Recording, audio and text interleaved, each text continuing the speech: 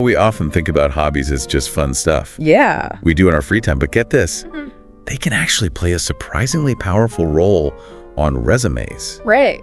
And then the IELTS speaking exam. It's true. Who knew? We're about to uncover some hidden gems about how your passion for photography or that coding project you tinker with on weekends can actually showcase your skills and personality in ways you might not have realized. I'm intrigued. So let's start with resumes. Okay. I've always been told to keep hobbies brief, almost like they're an afterthought. But you're saying there's more to it. Absolutely. Especially if you're newer to the workforce or switching careers, your hobbies can be a goldmine for demonstrating valuable skills. For example, did you know that volunteering for something like a community event is statistically linked to a higher chance of landing a job? Wait, really? Yeah. I would have thought volunteering was just, well, a nice thing to do, not a career booster. It's about the skills you gain without even realizing it. Right. Think about what it takes to organize a volunteer event, teamwork, communication, problem solving. Oh, yeah. All those are highly sought after by employers. So it's not just about looking good. It's about showing you've got the experience to back it up, even if it's not from a traditional job. Exactly. And it goes beyond volunteering. Even something like writing a blog can showcase your communication skills, self-motivation, and ability to manage deadlines. It's all about connecting the dots for the hiring manager and demonstrating how those passions translate into workplace wins. So how do we make those connections clear? I mean, just listing photography on my resume doesn't really tell the whole story. Right. It's about being specific and tailoring your hobbies to the company you're applying for. Let's say you love photography. Okay. If you're applying to a design firm, you might highlight how your photography skills demonstrate an eye for composition and attention to detail. Okay, that makes sense. Yeah. So it's like, instead of just saying, I like to hike, I could say something like, hiking has taught me resilience and planning skills, which I can apply to, and then relate it back to the job. Precisely. And it's worth doing a little research on the company beforehand. Look at their website, their social media, even the tone of the job description. Okay. That'll give you clues about their culture and what kind of hobbies they might value. So I'm guessing listing competitive napping as a hobby probably wouldn't fly at a fast-paced startup. Maybe not. The point is to be strategic and present yourself as a good fit for their team. And of course, there are certain hobbies you might want to avoid altogether. Like anything that could be seen as controversial or unprofessional. Exactly. While your personal interests are important, your resume isn't the place to air strong political opinions or anything that might raise red flags for a potential employer. It's about keeping it relevant and focused on presenting a positive and professional image. Got it. Yeah. So we've covered how hobbies can be more than just filler on a resume. Yeah. Now, how does this all apply to the IELTS speaking exam? That's a whole different beast, right? It is. But the core principle is the same. Your hobbies reveal a lot about you.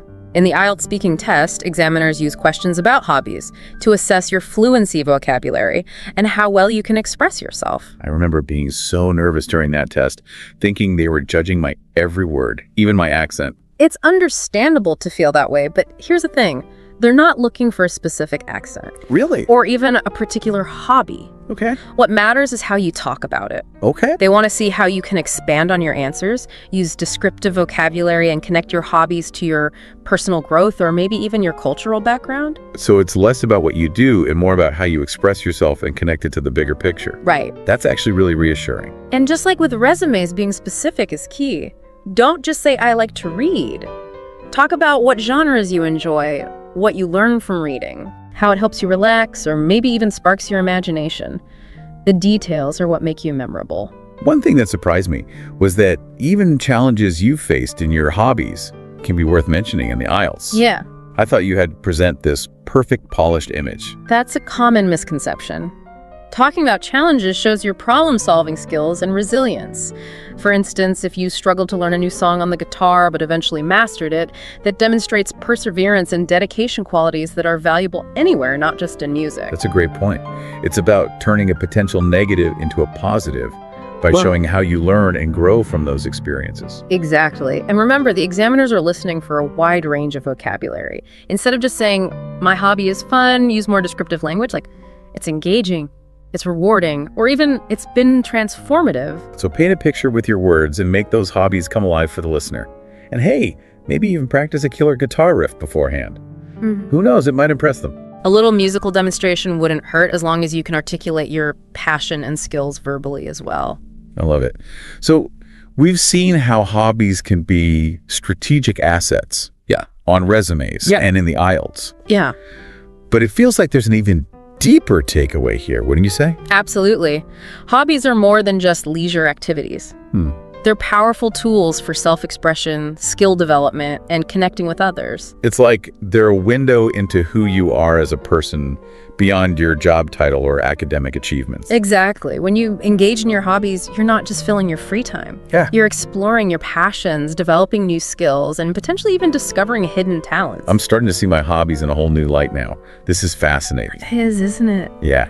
And who knows, maybe picking up a new hobby inspired by this very conversation could be a fantastic way for our listeners to develop valuable skills or explore a new side of themselves. That's a really good idea. I like that a lot. Yeah. It could definitely be a worthwhile endeavor after all. All hobbies have the potential to enrich our lives in countless ways. I'm already feeling inspired to dust off my old guitar. Yeah. But, okay, let's get practical for a second. Yeah. For our listeners who are thinking, this is all great, Right. but how do I actually apply this to why my life? What's the first step? I'd say the first step is to really reflect on your hobbies and interests, not just the ones you're currently pursuing, Okay. but also those you've always wanted to try.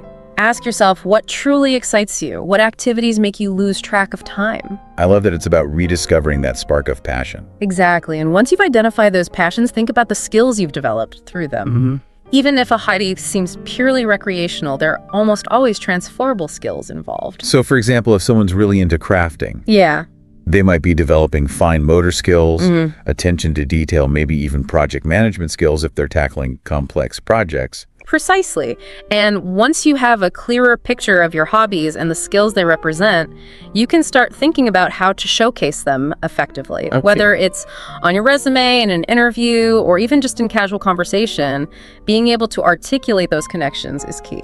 So let's recap those strategies we talked about earlier. Okay. For resumes, it's about tailoring our hobbies to the company culture, highlighting those transferable skills and steering clear of anything controversial. That's right. And for the IELTS, it's all about expanding on your answers, using descriptive vocabulary and connecting your hobbies to your personal growth, cultural background, or even the challenges you've overcome. And don't forget, those challenges can actually be valuable talking points. They demonstrate resilience and problem-solving abilities. Absolutely. It's about telling a compelling story about yourself through your hobbies. Right. A story that showcases not only what you do, but who you are as a person. So it sounds like the big takeaway here is to embrace our hobbies and see them as more than just something we do in our spare time. They're a reflection of our personality, our skills, and our passions. Exactly. And by understanding how to leverage them effectively, we can unlock a world of opportunities, both personally and professionally. I love how you put that. It's not just about padding our resumes. It's about recognizing the inherent value in what we love to do. And who knows, maybe by sharing our passions with the world, we'll even inspire others to discover their own hidden talents or pursue those long-forgotten dreams. That's a beautiful thought as we wrap up this deep dive into the world of hobbies. Oh. I have one final thought-provoking question for our listeners. If you were the interviewer, what hobby on a resume would instantly make you want to learn more about the candidate?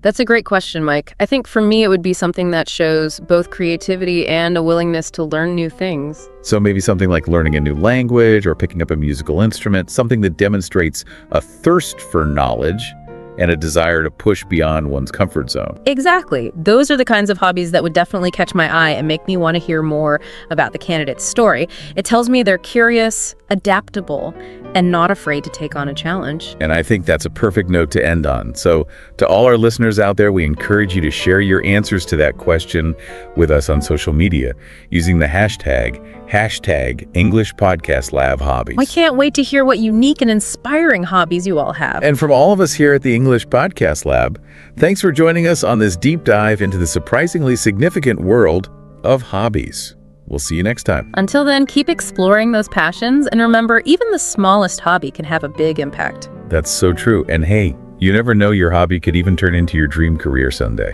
That's the beauty of hobbies, isn't it? They can lead us down unexpected and fulfilling paths. So embrace your passions and see where they take you. Wise words, Sarah. Thanks so much for joining me on this deep dive. It's been an absolute pleasure exploring this with you. Likewise, Mike, it's always a joy to uncover the hidden depths of everyday topics. And to our amazing listeners, keep learning, keep growing, and keep diving deep into the things that make